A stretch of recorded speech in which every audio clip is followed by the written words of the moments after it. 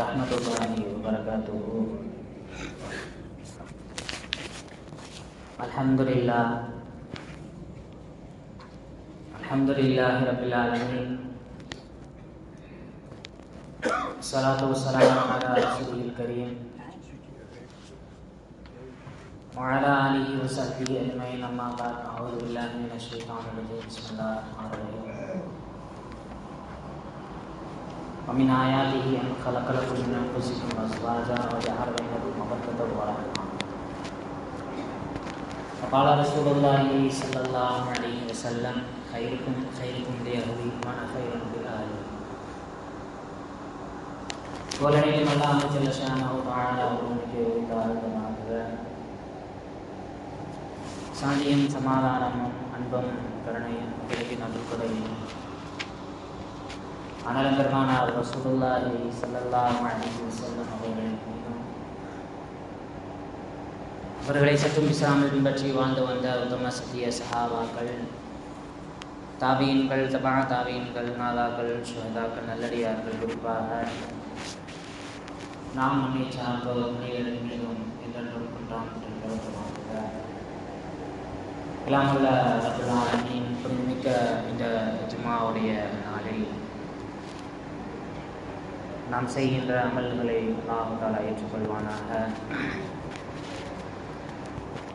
இந்த ஜும்மாவுடைய நாளில் நாம் செய்கின்ற துஆக்களை அல்லாஹ் தஆலா அங்கீகரிப்பானாக. இந்த ஜும்மாவுடைய நாளில் அல்லாஹ் அருளுகின்ற, அவன் இறக்குகின்ற எல்லா செயல்களையும் பரக்கத்துகளையும் முழுமையாக அடைந்து அதை அனுபவிக்கக்கூடியவர்களாக அல்லாஹ் தஆலா நம் அனைவர்களையும் ஆசீர்வதித்து புரிவானாக. நல்லடியார்களே, நம் மஹல்லாவில் நமது திருமணங்கள் அதிகமாக நடைபெறக்கூடிய ஒரு சூழல். இந்த நேரத்தில் ஒரு சில விஷயங்களை நாம் யோசிப்பதற்கு கடமைப்பட்டிருக்கின்றோம். பொதுவாக உலகத்தை பொறுத்தவரைக்கும் உலகமயமாதல், அதாவது எல்லா விஷயங்களையும் நவீனமாக்கப்பட்ட ஒரு உலகம் மாறிக்கிட்டு வருது. இது ஒரு புறம் இருக்க, இன்னொரு புறம் சமூக வலைதளங்கள், அதே மாதிரி தொலைக்காட்சிகள் மூலமாக நடைபெறக்கூடிய இந்த விஷயங்கள், எல்லாத்தினுடைய பின்னணியிலையும் மேற்கத்திய கலாச்சாரம் அப்படின்ற ஒரு விஷயம், அதாவது வெஸ்டர்ன் கல்ச்சர் அப்படின்ற ஒரு விஷயம் இன்னைக்கு இந்த வழிகள் மூலமாக நவீனமாக்கப்படுதல், சமூக வலைதளங்கள், நம் வீடுகளில் இருக்கக்கூடிய தொலைக்காட்சிகள் மூலமாக என்ன செய்யுதுன்னு சொன்னால், நம் அனுமதியின்றி நம் குடும்பங்களுக்குள் இந்த மேற்கத்திய கலாச்சாரம் அப்படின்றது என்ன செஞ்சிருக்குன்னு சொன்னால் உள்ள வந்திருக்கு. இது உள்ள வந்ததன் விளைவாக என்னாச்சுன்னு சொன்னால், மேற்கத்திய கலாச்சாரம், வெஸ்டர்ன் கல்ச்சர் அப்படின்னா இஸ்லாமிய கலாச்சாரத்தை மழுங்கடிப்பதற்காக அல்லது மறக்கடிப்பதற்காக உருவாக்கப்பட்ட ஒரு கலாச்சாரம் தான் அந்த மேற்கத்திய கலாச்சாரம். அந்த விஷயத்தை பொறுத்த வரைக்கும் நாம் வெறும் உடை சம்மந்தப்பட்டது, ட்ரெஸ் அவங்கள மாதிரி போடுறது, அல்லது நம்மளுடைய பாவனை சம்மந்தப்பட்டது, முடி வெட்டுதல், அல்லது அவங்களை போன்று அலங்கரித்தல் அப்படின்றது மட்டும்தான் நாம் மேற்கத்திய கலாச்சாரம் அப்படின்ற ஒரு தவறான சிந்தனையில் நாம் இருந்து கொண்டிருக்கின்றோம். இந்த ஆடை, இந்த உடை, அதே மாதிரி உணவு சம்பந்தப்பட்ட விஷயங்கள், இதையெல்லாம் தாண்டி குடும்ப உறவுகளுக்குள் என்ன செஞ்சிருச்சுன்னு சொன்னால் அந்த கலாச்சாரம் உள்ளே ஊடுருவி இன்னைக்கு நம் சமுதாயத்தில் குடும்ப அமைப்புகளை என்ன செய்யுதுன்னு சொன்னால் சிதைத்து கொண்டிருக்கின்றது இந்த மேற்கத்திய கலாச்சாரம். இது இந்த மேற்கத்திய கலாச்சாரத்தினுடைய அடிப்படை என்ன அப்படின்னு நாம் புரிஞ்சுக்கணும்னா, ஒரு விஷயத்தை தான் அடிப்படையாக வைத்து இந்த மேற்கத்திய கலாச்சாரம் அப்படிங்கிறது உலகளாவிய அளவில் பரவிக்கிறது. என்ன அப்படின்னு சொன்னால், எந்த ஒரு விஷயத்தையும் உடனே இன்பம் தரக்கூடியதாக இருந்தால் அதை எப்படியாவது அடைந்து கொள்ள வேண்டும். நமக்கு ஒரு விஷயத்தில் சந்தோஷம் கிடைக்குது அப்படின்னு சொன்னால் அதை உடனடியாக அடைந்து கொள்ள வேண்டும். அதே மாதிரி தனி மனித வாதம், இந்த குடும்பம், நாம் வாழ்கிற மாதிரி பெற்றோர்கள் பிள்ளைகளாக, சகோதரர்களாக, கணவன் மனைவியாக, கணவனுடைய குடும்பத்தினர்கள் அல்லது மனைவியினுடைய குடும்பத்தினர்கள், இப்படி கூட்டாக வாழுகின்ற விஷயத்தை உடைத்து தனி மனித வாதத்தை அந்த மேற்கத்திய கலாச்சாரம் வைக்கின்றது. என்ன அப்படின்னு சொன்னால், என்னுடைய வாழ்க்கை, என்னுடைய மகிழ்ச்சி, என்னுடைய உரிமை, இதுக்கு அதை அடைந்து கொள்வதற்கு யார் தடையாக வந்தாலும் அவர்களுடைய பேச்சுக்கு நீ கட்டுப்படாத அப்படிங்கிற ஒரு விஷயத்தை தான் இந்த மேற்கத்திய கலாச்சாரம் இன்னைக்கு நம்ம குடும்பங்கள்ல சொல்லி கொடுத்துருக்கு. நாம இதை நம்ம குடும்பத்துல நடக்கக்கூடிய விஷயங்களோடு யோசிச்சு பார்க்கணும். பெற்றோர்கள் பிள்ளைகள் பெற்றோருடைய பேச்சை கேட்கறது கிடையாது. என்ன காரணம்? இது அவர்களுக்கு மத்தியில் புகுத்தப்பட்ட இந்த கலாச்சாரம். இது உரிமை, இதை நீ அடைந்து கொள்வதற்கு உனக்கு எல்லா விதமான விஷயமும் தகுதியும் இருக்கிறது, இது உன்னோட மகிழ்ச்சி, இதை நீ அடைந்து கொள்வதற்கு யார் தடையாக இருந்தாலும் அது பெற்றோர்கள் உருவத்துல அல்லது சகோதரர்கள் உருவத்துல அல்லது கணவன் அந்த உருவத்துல அல்லது மனைவியினுடைய உருவத்துல இப்படி எந்த உறவில் வந்தாலும் நீ உன்னுடைய உரிமையை, நீ உன்னுடைய மகிழ்ச்சியை அடைந்து கொள்வதற்கு நீ அவர்களுக்கு கட்டுப்பட தேவையில்லை அப்படின்ற ஒரு விஷயத்தை இந்த மேற்கத்திய கலாச்சாரம், இந்த ஆடை, நம்முடைய உணவு கலாச்சாரத்தை தாண்டி இன்றைய குடும்பங்கள்ல இந்த கலாச்சாரம் என்ன செஞ்சிருக்குன்னு சொன்னா இது புதிதாக உருவெடுத்துள்ளது. நீங்க சமூக வலைதளங்கள்ல, தொலைக்காட்சிகள்ல நம்ம மக்கள் பார்க்கக்கூடிய நிகழ்ச்சிகளாக இருக்கட்டும், அதே மாதிரி நம்ம மக்கள் பார்க்கக்கூடிய அந்த சீரியல்களாக இருக்கட்டும், எல்லாமே இதை அடிப்படையாக வைத்துதான் என்ன செய்திருச்சோம்னா கட்டமைக்கப்பட்டு இருக்கின்றது. அதை பார்க்கக்கூடிய மக்கள் உணவு, உடை, இதையெல்லாம் தாண்டி மறைமுகமாக அல்லது நமக்கே தெரியாமல் இந்த ஒரு கலாச்சாரத்திற்கு இஸ்லாமிய குடும்பங்கள் என்ன செய்யணும்னு சொன்னா அடிமையாகி கொண்டு இருக்கின்றோம் என்பதை நாம் ஆழமாக சிந்தித்து பார்க்க வேண்டும். இதனுடைய விளைவா நமக்கு என்ன கிடைச்சிருக்கு அப்படின்னு சொன்னா, இந்த தனி மனித உரிமை, உனக்கு யாரு தடையா வந்தாலும் நீ அவங்களுக்கு கட்டுப்படாத, உன்னுடைய மகிழ்ச்சி, உன்னுடைய உரிமையை நீ பெற்றுக்கொள்வதில் சுதந்திரமாக நீ செயல்படு அப்படின்னு சொன்னதுனால பெற்றோர்களுடைய பேச்சை பிள்ளைகள் கேட்க மாட்டேன்றாங்க. அதே மாதிரி கணவனுடைய பேச்சு மனைவி மதிப்பது கிடையாது, கேட்பது கிடையாது. அதற்கான காரணம் என்னன்னு சொன்னா, இது உன்னோட உரிமை, உன்னுடைய மகிழ்ச்சி, இதுக்கு நீ யாருக்கும் கட்டுப்பட தேவையில்லை அப்படின்ற அந்த மேற்கத்திய கலாச்சாரம் இன்றைய நம் இஸ்லாமிய குடும்பங்கள்ல உள்ளே வந்ததன் விளைவாகத்தான் இஸ்லாமிய மார்க்கம் வேறு எந்த சமூகம், எந்த கலாச்சாரமும் சொல்லாத ஒரு விஷயத்தை இஸ்லாமிய மார்க்கம் நமக்கு கற்றுத் தருகின்றது. ஒரு கணவன் மனைவி சேர்ந்து ஒரு குடும்பமாக, அல்லது பெற்றோர்கள் பிள்ளைகள் சேர்ந்து ஒரு குடும்பமாக, அல்லது சகோதரர்கள் சேர்ந்து ஒரு குடும்பமாக வாழுகின்ற பொழுது அந்த குடும்பத்தில் கடைபிடிக்கின்ற இஸ்லாமிய நெறிமுறைகள் அனைத்தும் இபாதத்துகளாக பார்க்கின்ற மார்க்கம் இஸ்லாமிய மார்க்கம். அது மட்டுமல்ல, குடும்பங்கள் சரியாக வழி நடத்துவது அல்லது குடும்பங்களின் சரியான உறவு முறைகளை அந்த இஸ்லாமிய ஷரியத்திற்கு உட்பட்ட சட்ட திட்டங்களை பேணி வாழ்வது ஒரு ஈமானின் ஒரு பகுதி அப்படின்னு இஸ்லாமிய மார்க்கம் நமக்கு சொல்லித் தருகின்றது. இன்னும் ஒரு படி மேலே சொல்லணும் அப்படின்னு சொன்னால், உங்களில் சிறந்தவர்கள் அப்படின்னு ரசூல் ஸல்லல்லாஹு அலைஹி வஸல்லம் அவர்கள் சில அடையாளங்களை சொல்லியிருக்கிறாங்க. உங்களில் சிறந்தவர்கள் ஹைருக்கும் மன் தஅல்லமல் குர்ஆன வஅல்லமா, யார் குர்ஆனை தானும் கற்று பிறருக்கு கற்றுக் கொடுக்கின்றாரோ அவர் உங்களில் சிறந்தவர். குர்ஆனை நாம கற்றுக்கிட்டு மற்றவர்களுக்கு கற்றுக் கொடுப்பதனால் ஆன்மீக ரீதியாக நாம் சிறந்தவர்களாக மாறலாம். ஏன் ரசூல் ஸல்லல்லாஹு அலைஹி வஸல்லம் அவர்கள் ஹைருக்கும் உங்களில் சிறந்தவர், ஹைருக்கும் அஹ்லிஹி, உங்களுடைய குடும்பத்தினரிடத்தில் யார் சிறந்தவரோ அவர்தான் உங்களிடத்தில் சிறந்தவர்னு சொன்னதோடு மட்டுமல்லாம வான ஹைருல் அஹ்லி, நான் அப்படிப்பட்ட ஒரு வாழ்க்கையை வாழுகிறேன் என்று சொல்லியும் வாழ்ந்தும் காட்டிய நபி ஸல்லல்லாஹு அலைஹி வஸல்லம் அவர்களுடைய அந்த வழிமுறைகளின்படி நம்முடைய குடும்பத்தில் நாம் சரியான முறையில் சிறந்தவர்களாக நாம் இருக்கின்றோம் அப்படின்றத நாம் சிந்தித்து பார்க்க வேண்டும். குடும்பம்னா நாம் வெறும் கணவனாக மட்டுமே அந்த ஹதீஸை நாம் பார்க்கிறோம். ஒரு பெற்றோராக பிள்ளைகளை வழிநடத்துவதில் நாம் சிறந்தவர்களாக இருக்கின்றோமா, அல்லது பிள்ளைகளாக வயது முதிர்ந்த பெற்றோர்களுக்கு கட்டுப்படுகின்ற விஷயத்துல நாம சிறந்தவர்களாக இருக்கின்றோமா, ஒரு கணவராக நம்முடைய பிள்ளைகளிடத்திலும் நம்முடைய மனைவியரிடத்திலும் நாம் சிறந்தவராக இருக்கின்றோமா அப்படின்றத சிந்தித்து பார்க்க வேண்டும். சிறந்தவராக நீங்கள் விளங்க வேண்டும் அப்படின்றது தான் ரசூலுல்லாஹி ஸல்லல்லாஹு அலைஹி வஸல்லம் அவங்க இந்த ஹதீஸின் மூலம் நமக்கு கற்றுத் தருகின்றார்கள்.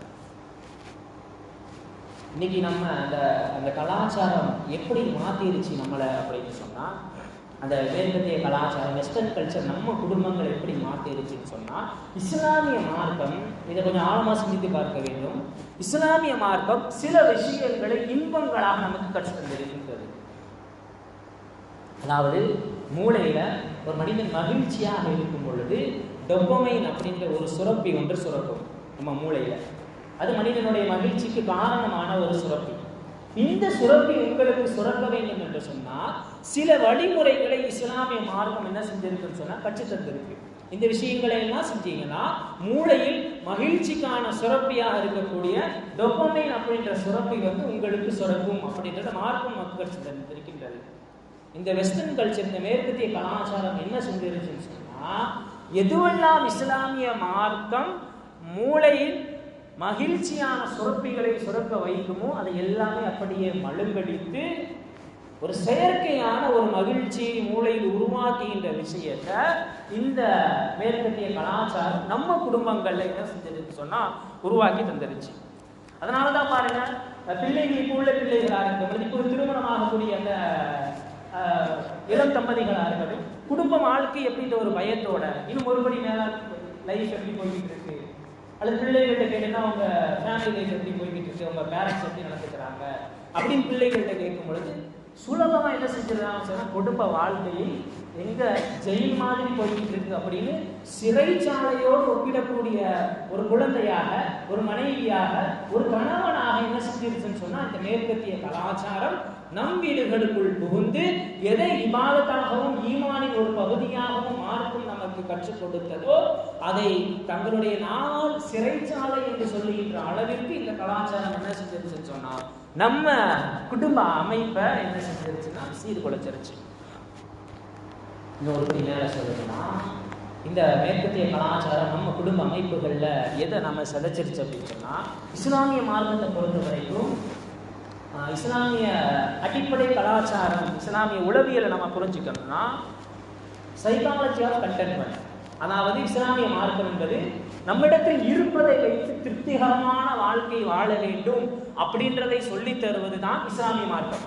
ரசூல் ஸல்லல்லாஹு அலைஹி வஸல்லம் அவங்க கூட செல்வந்தரின் அதிகமான பொருளையும் அதிகமான செல்வத்தையும் படைத்தவன் செல்வந்தன் அப்படின்னு சொல்லல. வலாக்கின் நஃப்ஸ், யார் போதுமான உள்ளத்தோடு அல்லாஹ் கொடுத்த வரைக்கும் எனக்கு போதும் அப்படின்ற ஒரு உள்ளத்தோடு யார் வாழுகின்றானோ அவன் தான் செல்வந்தன் என்று இருப்பதை வைத்து திருப்தியாக வாழக்கூடிய வாழ்க்கையை சொல்லி தருவதுதான் இஸ்லாமிய கலாச்சாரம். இந்த மேற்கத்திய கலாச்சாரம் என்ன செஞ்சிருச்சு அப்படின்னு சொன்னா, பார்ப்பதை எல்லாம் வாங்க வேண்டும் அல்லது கண்கூடாக திரையில் பார்ப்பதெல்லாம் தங்களுடைய வாழ்க்கையில் நடக்க வேண்டும் என்று ஒரு விஷயத்தை உபயோகிக்கின்ற, அதை எப்படியாவது அடைந்து விட வேண்டும், அதை எப்படியாவது பயன்படுத்திக் கொள்ள வேண்டும் என்கின்ற ஒரு கலாச்சாரத்தை இஸ்லாமிய குடும்பங்கள்ல இந்த மேற்கத்திய கலாச்சாரம் உள்ள தள்ளி இருக்கு. இதனால குடும்ப அமைப்புன்றது சீர்குலைச்சு போகுது. நம்மளை பொறுத்த வரைக்கும் இஸ்லாமிய மார்க்கம் எது கிடைச்சாலும் அல்ஹம்துலில்லாஹ் அதை வைத்து திருப்திகரமான வாழ்க்கை எப்படி வாழ வேண்டும் என்று ரசூலுல்லாஹி ஸல்லல்லாஹு அலைஹி வஸல்லம் கற்றுக் கொடுத்திருக்கின்றார்கள். ஆனால் இந்த சமூக வலைதளம் மூலமாக, தொலைக்காட்சிகளின் மூலமாக புகுந்த கலாச்சாரம் என்னன்னு சொன்னா, திரையில் பார்ப்பதை வாங்க வேண்டும் அல்லது திரையில் பார்ப்பது போன்று வாழ வேண்டும் அப்படின்ற ஒரு கலாச்சாரத்தை இந்த கலாச்சாரம் நம் குடும்பங்கள்ல புகுத்தியதுனால, அதே போன்ற எதிர்பார்ப்போடு நம் பிள்ளைகள் வாழ்வதனால் இன்னைக்கு என்ன செய்யறாங்கன்னு சொன்னா குடும்ப அமைப்புகள் சீர்குலைஞ்சு போகுது. அதே மாதிரி என் பேரண்ட்ஸ் என்கிட்ட நடந்துக்கல அப்படின்னு ஆசைப்படுகின்ற பிள்ளைகள் நம்முடைய பெற்றோருடைய பேச்சை கேட்பது கிடையாது. அதே மாதிரி என்னுடைய கணவன் அல்லது மனைவி என்னிடத்தில் நடந்து கொள்ள வேண்டும் என்று குடும்பத்தினர்கள் ஆசைப்படுவதால் அங்கே அந்த கணவன் மனைவி அப்படின்ற உறவு சீர்குலைந்து போகின்றது. மற்ற நம்மளை பொறுத்த வரைக்கும் வெளியே போயிட்டு இந்த மாதிரியான விஷயங்களை தெரிஞ்சுக்கணும் அல்லது வேறு ஒரு ஆட்கள் மூலமாக தெரிஞ்சுக்கணும் அப்படின்ற ஒரு தேவையே கிடையாது. இஸ்லாமிய மார்க்கத்தை பொறுத்த வரைக்கும் நம்மள்ட்ட இருக்கிற ஒரே ஒரு அந்த குர்ஆனினுடைய விஷயங்களை ஆழமாக, குர்ஆன் சொல்லக்கூடிய கருத்துக்களை கொஞ்சம் அறிவார்ந்து சிந்தித்து நாம் உள்ளே வாங்கி வாழ்ந்தால் நிச்சயமாக எந்த உறவிலும் என்ன செய்யாதுன்னா ஒரு சிறு விரிசல் கூட ஏற்படாது. இந்த கணவன் மனைவி உறவு சம்பந்தப்பட்ட ஆயத்துகளை குர்ஆன் அல்லாஹ் தஆலா சொல்லியிருக்கின்ற ஆயத்துகளை நம் திருமணமாக இருக்கின்ற அல்லது திருமணமாகி கொஞ்சம் பிளவுகளில் இருக்கின்ற அந்த தம்பதிகள் சிந்தித்து பார்த்தா வேற எதையுமே சிந்திக்க தேவையில்லை.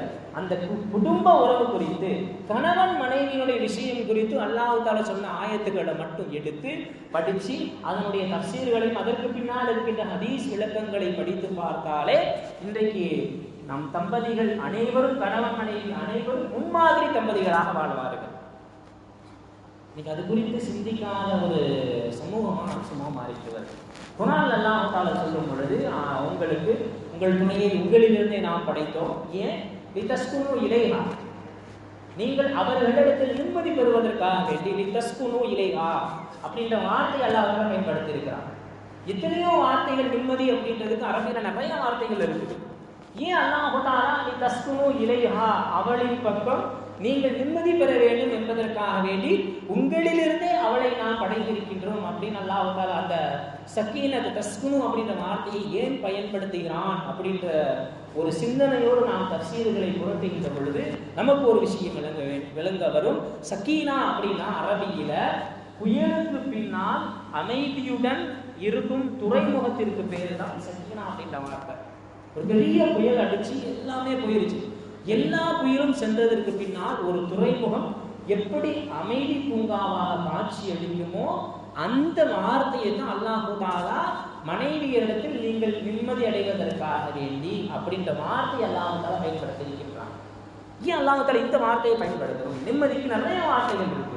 இந்த இத்துமினான் அப்படின்ற வார்த்தையும் நிம்மதியின் அர்த்தம் தான். இப்படி நிறைய வார்த்தைகள் இருக்கும் பொழுது அந்த துறைமுகத்தினுடைய அமைதிக்கு பயன்படுத்த வேண்டிய வார்த்தையை அல்லாஹ் தஆலா கணவன் மனைவி சம்பந்தப்பட்ட விஷயத்துல பயன்படுத்தி இருக்கிறான் அப்படின்னு பார்க்கும் பொழுது வீட்டிற்கு வெளியே செல்லுகின்ற கணவன்மார்களுக்கு புயல் மாதிரியான பிரச்சனைகள் இருந்தாலும் அவர்கள் வீட்டிற்கு வருகின்ற பொழுது அங்கு துறைமுகத்தில் எப்படி புயலுக்கு பின் அமைதி நிலவுமோ அதே போன்ற அமைதியை மனைவி கொடுக்க வேண்டும் அப்படின்ற ஒரு நோக்கத்தில் தான் அல்லாஹ் தஆலா லிதஸ்குனு இலைஹா அப்படின்ற வார்த்தையை அல்லாஹ் தஆலா பயன்படுத்தி இருக்கின்றான்.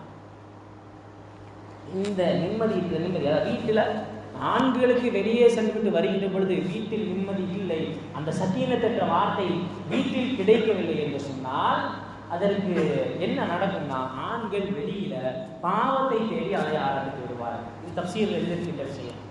அந்த சக்கீனத் அந்த அமைதி வீட்டில் ஒரு ஆணுக்கு கிடைக்கவில்லை என்றால் வீட்டில் அல்ல வெளியில் பாவத்தை தேடி அலையக்கூடிய ஆணாக ஒரு ஆண் மாறிவிடுவான் அப்படின்னு நிறைய தஃசீர்கள்ல இந்த விளக்கத்தை பதிவு செஞ்சிருக்கிறாங்க. நாம் என்ன நினைச்சோம், யார் ஒரு கூட்டத்திற்கு ஒப்பானவர்களாக வாழுகின்றார்களோ அவர்களை சார்ந்தவர்களே அப்படின்ற ஹதீஸ வெறும் ஒரு சர்வ சாதாரணமான ஹதீஸாக நாம் பயன்படுத்தி கொண்டு இருக்கின்றோம். இது ஆடை, உடை, நடை, மாவனை எல்லா விஷயங்களையும் தாண்டி குடும்ப உறவுகளிலும் யார் மாற்று கலாச்சாரத்தை பின்பற்றுகின்றார்களோ அவர்களும் நம்மை சார்ந்தவர்கள் அல்ல அப்படிங்கிற ஒரு ஹதீஸ நாம விளங்கிக்கணும். இந்த ஹதீஸை நாம வெறும் ஆடை சம்பந்தமா அல்லது பாவனை சம்பந்தமா உணவு சம்பந்தமா மட்டுமே நாம் என்ன செஞ்சோம்னு சொன்னா நினைச்சுக்கிட்டு இருக்கிறோம். அடுத்தெல்லாம் வந்து அந்த குடும்ப உறவுக்கு பயன்படுத்தக்கூடிய வார்த்தையை நம்ம பார்க்கும் பொழுது முன்னலிமாக்களை தெரிஞ்சிருக்கோம். நீங்கள் அவர்களுக்கு ஆடையாகவும் அவர்கள் உங்களுக்கு ஆடையாகவும் இருக்க வேண்டும் அப்படின்னு அல்லாஹ் தஆலா சொல்லியிருக்கிறாங்க. நிறைய விஷயங்கள் இருக்கும் பொழுது ஏன் அல்லாஹ் தஆலா ஆடைய அந்த இடத்துல அல்லாஹ் தஆலா சொல்றாங்க. வேற எதுவும் கவசம்னு சொல்லியிருக்கலாம், உயிர் காக்கக்கூடிய கேடயம் அல்லாஹ் தஆலா சொல்லியிருக்கலாம். ஆடையை விட கேடயம் பாதுகாப்பானது, அது உங்களை பாதுகாக்கின்ற ஆயுதம் அப்படின்னு அல்லாஹ் தஆலா சொல்லியிருக்கிறார். ஏன் அல்லாஹ் தஆலா கணவன் மனைவி சம்பந்தப்பட்ட உறவுகள் அல்லாஹ் தஆலா ஆடையை பயன்படுத்த வேண்டும் அப்படின்ற அந்த ஆயத்தினுடைய பின்னணியில நாம தஃசீரை பார்க்கின்ற பொழுது 3 விஷயங்களுக்காக அல்லாஹ் தஆலா என்ன செஞ்சிருக்காங்க, ஆடை அப்படிங்கிற வார்த்தையை அல்லாஹ் தஆலா பயன்படுத்தி இருக்கிறார். முதல் விஷயம், நாம உடுத்தக்கூடிய ஆடை நம்முடைய உடலில் இருக்கக்கூடிய குறைகளை மறைக்கக்கூடிய ஆடையாக இருக்கும். உடம்புல என்ன குறை இருந்தாலும் வெளியில ஆடை ட்ரெஸ் போடும் பொழுது உள்ள இருக்க குறையை மறைக்கக்கூடியதாக அந்த ஆடை இருக்கும். இரண்டாவதாக உடலுக்கு ஒரு சில பாதுகாப்புக்காக வேண்டி இந்த ஆடைகள் அணியப்படும். நம்ம உடல்ல வெயில் பற்றக்கூடாது அல்லது கிளைமேட்டுக்கு ஏற்ற மாதிரி நம்முடைய உடல் பாதுகாக்கப்பட வேண்டும் என்பதற்காக வேண்டி சில ஆடைகளை நாம் அணிவோம். அடுத்ததாக ஒரு மனிதனுக்கு அழகை தரக்கூடியதாகவும் இந்த ஆடை இருக்கும். ஏன்னா ஒரு மனுஷனை அவனுடைய வெளித்தோற்றத்தை பார்த்து தான் அவன் எப்படிப்பட்டவன், அவனுடைய நிலை என்ன அப்படின்றத நாம் புரிந்து கொள்வோம். இப்படிப்பட்ட காரணங்களுக்காக அல்லது குறையை மறைக்கக்கூடிய, பாதுகாப்பை தரக்கூடிய, அழகானதாக காட்டக்கூடிய ஒரு படைப்பாக கணவனும் மனைவியும் இருக்க வேண்டும் அப்படின்ற ஒரு நோக்கத்துல தான் அல்லாஹ் தஆலா ஆடை என்ற உதாரணத்தை அல்லாஹ் தஆலா சொல்லியிருக்கிறான்.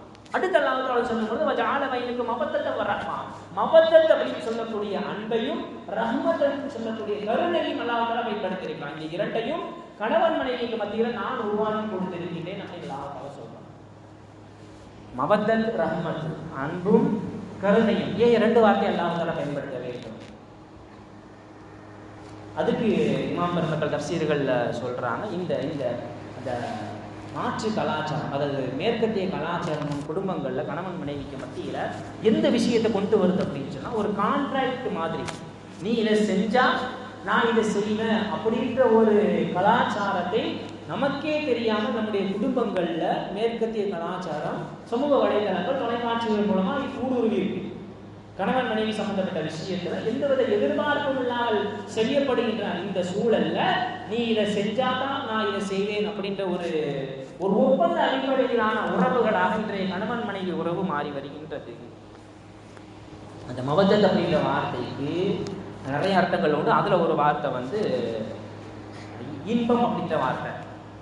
இந்த இன்பம் அப்படின்றத அல்லாஹ் தஆலா முதுமை இளமை காலத்தில் இருக்கக்கூடிய தம்பதிகளாக இருக்கக்கூடிய உங்களுக்கு மத்தியில இன்பத்தையும், அதே போன்று நீங்கள் முதுமையை அடைகின்ற பொழுது ஒருவருக்கு ஒருவர் கருணையாக நீங்கள் வாழ்ந்து கொள்ள வேண்டும் அப்படின்ற ஒரு கருத்தை இந்த சமுதாயத்திற்கு சொல்வதற்காகத்தான். ஏன்னா 2மே வேணும். கருணைன்றது முதுமை காலத்தில் வேணும், இன்பம் என்றது அன்பும் அழகும் உடலமைப்பும் குறைகின்ற பொழுது அந்த இடத்துல இன்பம் இல்லாமல் போகும். அப்ப அந்த நேரத்தில் அல்லாஹ்வுடைய ரஹ்மத் தேவைப்படுகின்ற ஒரு சூழலில் தான் அல்லாஹ் தஆலா இந்த 2 வார்த்தைகளையும் கணவன் மனைவிக்கு உறவுக்காக வேண்டி அல்லாஹ் தஆலா சொல்லியிருக்கிறான். இந்த கணவன் மனைவி உறவு இவ்வளவு விஷயங்கள் இருக்குது. நம் குடும்பங்கள்ல சரியான முறையில கணவன் மனைவியாக வாழணும்னா இவ்வளவு உபதேசங்கள் இருக்குது. ரசூல் ஸல்லல்லாஹு அலைஹி வஸல்லம் அவர்கள் என்னென்ன செய்தார்கள்?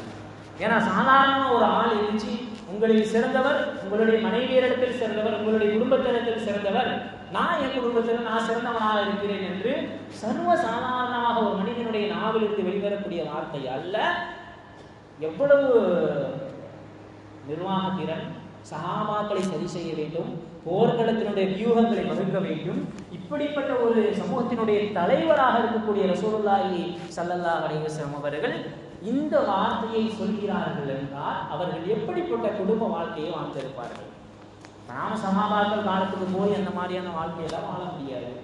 இப்ப நம்முடைய குடும்பம் ஆரோக்கியமான குடும்பமாக இருக்கணும்னு சொன்னா என்னென்ன விஷயங்களை செய்தால் நம் குடும்ப ஆரோக்கியமான குடும்ப வாழ்க்கையை நாம் வாழ முடியும் அப்படின்னு சிந்திச்சு பார்க்கும் பொழுது நிறைய விஷயங்களை ரசூல் ஸல்லல்லாஹு அலைஹி வஸல்லம் சொல்லியிருக்கிறாங்க. இன்னைக்கு நாம ஆன்மீகம் சம்பந்தப்பட்ட விஷயத்தை தாண்டி உளவியல் சம்பந்தப்பட்ட விஷயம் நம் குடும்பங்கள்ல என்ன செய்யணும் சொன்னா அதிகமாக கொண்டு வரணும்.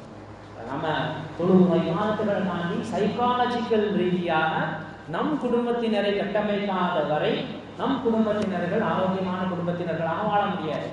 நாம ஒரு பக்கம் பொருளாதாரத்தை கடுமையாக உழைக்கக்கூடிய ஒரு சூழல்ல இந்த உறவு இது சரியான உறவாக ஆரோக்கியமான உறவாக இல்லைன்னு சொன்னா அங்கு எவ்வளவு உழைத்தாலும் அது நமக்கு நிம்மதியை தராது என்பதை நாம் ஆழமாக புரிந்து வைத்துக் கொள்ள வேண்டும். அப்ப நம் குடும்பத்தினர்கள்ட்ட நாம் ஆரோக்கியமா வாழணும்னு சொன்னா நாம ஆண்களாக இருக்கக்கூடிய நாம் சில விஷயங்களை நம்முடைய வாழ்க்கையில நடைமுறைப்படுத்த வேண்டும். நிறைய விஷயங்களை ரசூல் ஸல்லல்லாஹு அலைஹி வஸல்லம் செஞ்சிருக்கிறாங்க.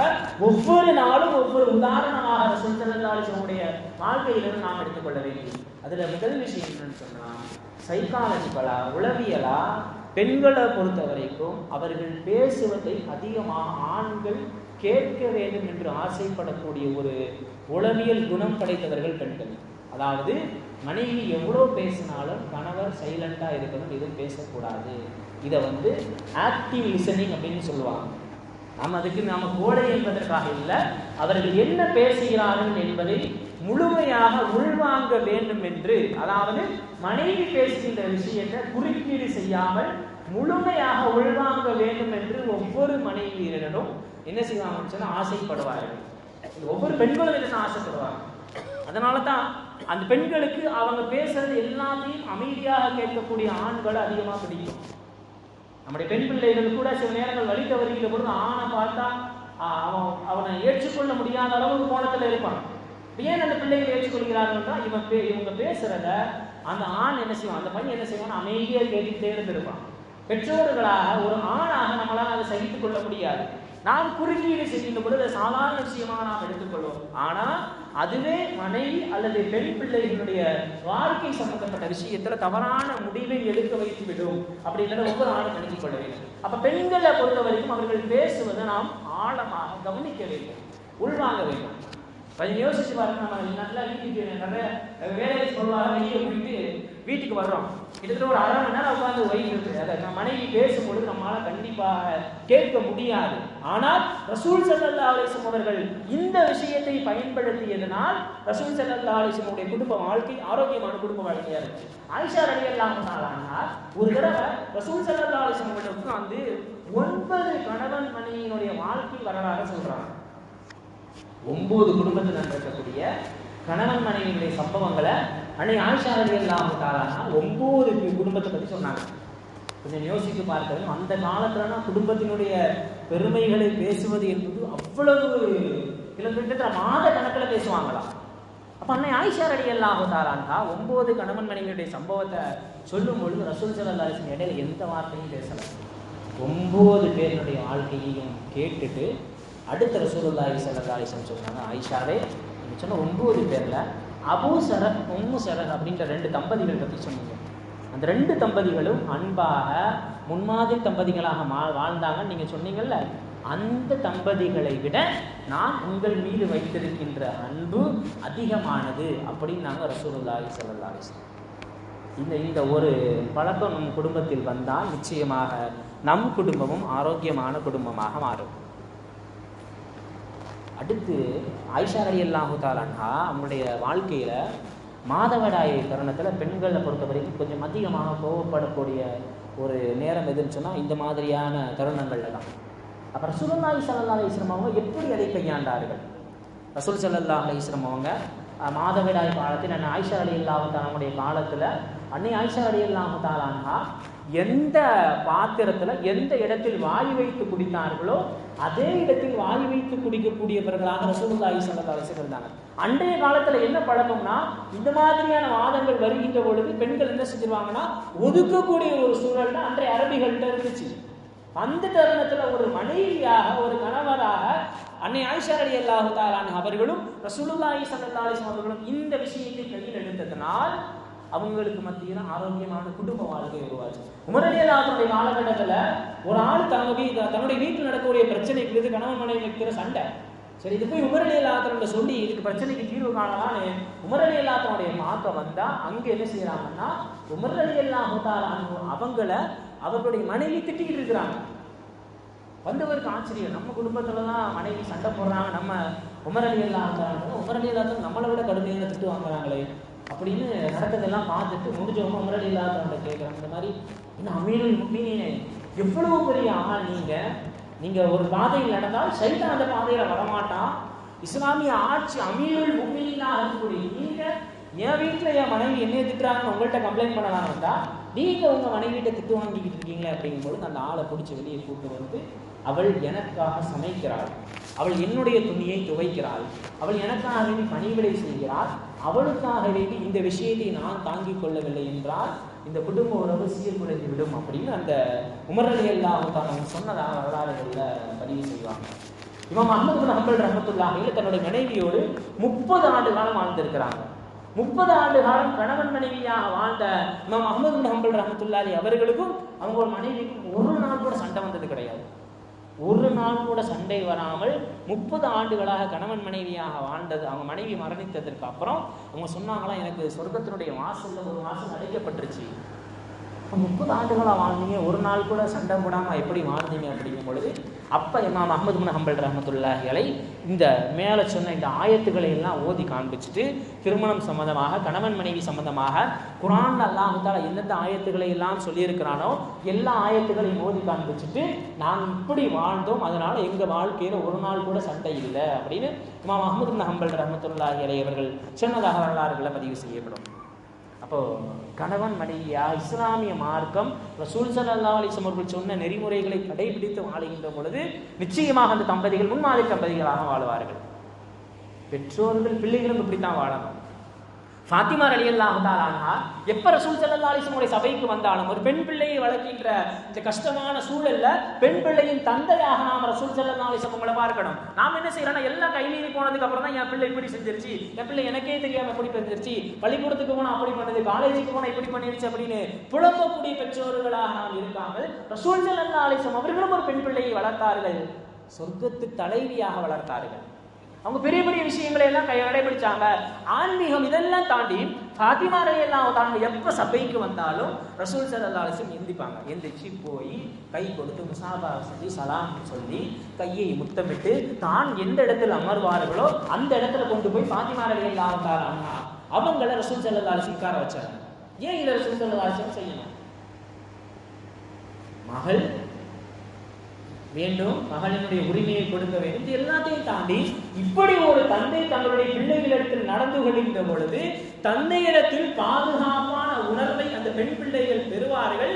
அது மட்டுமல்ல, வெளியிலிருந்து வரக்கூடிய தீங்கிலிருந்தும் வெளியிலிருந்து வரக்கூடிய ஏமாற்றத்திலிருந்தும் பெண் பிள்ளைகள் பாதுகாக்கப்படுவார்கள்.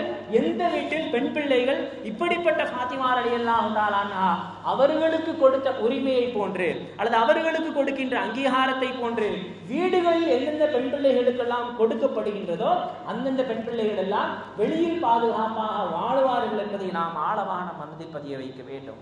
அக்னிமிக்க அல்லாஹ்வின் அடியார்கள் ரசூல் ஸல்லல்லாஹு அலைஹி வஸல்லம் அவர்கள் எப்படி இந்த சமுதாயத்தை குடும்பங்களினுடைய முன்மாதிரி சமுதாயமாக கட்டமைத்தார்களோ அப்படிப்பட்ட சமுதாயமாக வாழக்கூடிய பாக்கியத்தை அல்லாஹ் தஆலா நம் அனைவருக்கும் தந்தருள் புரிவானாக. வாஹிரு தஅவானா அல்ஹம்துலில்லாஹி ரப்பில் ஆலமீன். அஸ்ஸலாமு அலைக்கும் வரஹ்மத்துல்லாஹி வபரகாத்துஹு. சுன்னத்துல் தொழாதவர்கள் தொழுது கொள்ளும்.